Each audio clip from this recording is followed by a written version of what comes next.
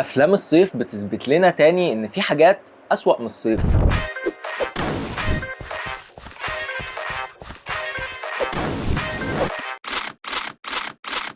اهلا وسهلا بيكم في حلقه جديده وكلام في الافلام. والنهارده معانا فيلم الجواهرجي بطوله محمد هنيدي، منى زكي، واحمد السعداني. هنبدأ فورا تنفيذ برنامج انعاش العلاقات الزوجية اللي أنا أسسته.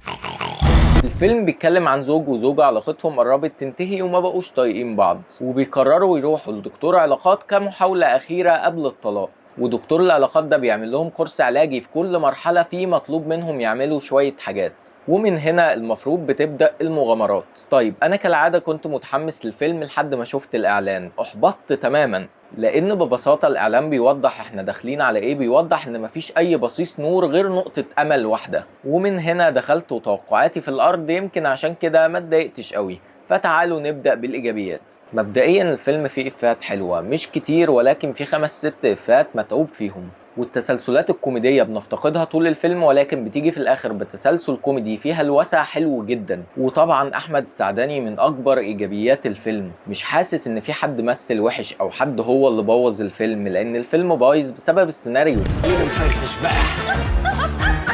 في الهلس. وهنا نيجي للسلبيات وجمال السلبيات: عبثيات الدراما، بشاعة التسلسلات، الإبداع في التصرفات الغير منطقية اللي بتخليك لوهلة تقول هو احنا في نفس الفيلم. بمعنى ان ده شخص عصبي ممكن يضرب الشغالة العجوزة، شخص عصبي جدا، ولكن في نفس الوقت مراته هتخش تهزقه قدام الناس وما بيفتحش بقه عشان شخصيته ضعيفة. ايوه بالظبط، انا هاخد منه كوميديا عشان شخصيته قوية، وهاخد منه كوميديا عشان شخصيته ضعيفة.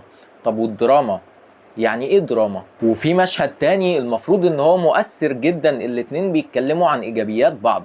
الحمد لله بيتكلموا عن ايجابيات ما شفناش في الفيلم خالص. عادة فضلة خيرك في الافلام من التمانينات اما بيبقى في مشهد زي كده بنجيب صفات في الشخص فعلا، صفات ظهرت في الفيلم فعلا. ويا سلام بقى لو نعمل شوية اديت على شوية خطات نجيب الصفة دي ظهرت امتى في الفيلم. حاجات مش مبدعة خالص.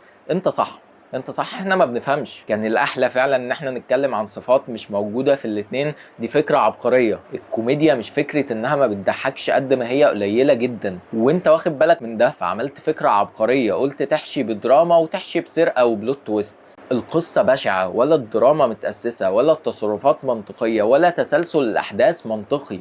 وده عشان السيناريو متعدل عليه كتير جدا، وانت للأسف سبت مشاهد بتبين التعديلات دي. وده خلى عندك شخصيتين اصلا عليهم علامات استفهام كتير. طارق عماد ليها مشهد فضل في الفيلم المفروض كان يتمسح، وباسم سمرة عليه علامات استفهام اكتر. انا كمان.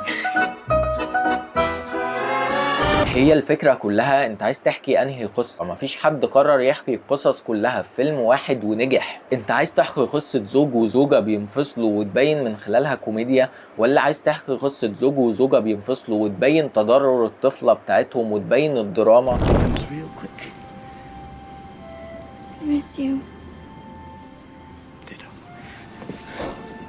ولا عايز تعمل فيلم فيه سرقة وتويستات؟ تأسيس كل قصة من دول مختلفة، وشخصياتهم مختلفة، وأولوياتهم مختلفة. انت بقى أولوياتك ايه؟ انت ايه القصة اللي عايز تحكيها؟ انت ايه القصة اللي بتلمسك؟ الفيلم مشوه، الفيلم فيه مشاهد زيادة، الفيلم فيه مشاهد بتعارض بعض، الفيلم كله تصرفات غير منطقية.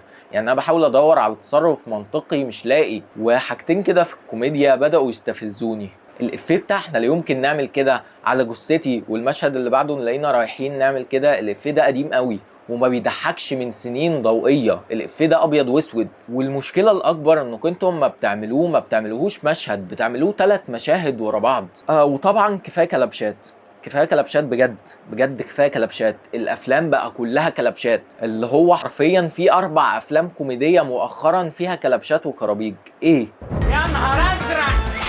اخيرا شايف ان سيناريو الفيلم والنسخه الاخيره منه تدرس على الحاجات اللي المفروض ما نعملهاش. الفيلم مش قد التوقعات، مش من الافلام اللي تبسطك، ولكن هو مش هيضايقك. تقييمي الفيلم الجواهرجي هو 5 من 10. انا طارق جودة. لو عجبك اللي احنا قلناه ما تنساش تدوس لايك، قول لي رايك في الفيلم في الكومنتات، اشترك في القناه وشغل زر الجرس عشان يجيلك كل جديد. في الفيديوهات القديمه يمكن حاجه تعجبك. سلام.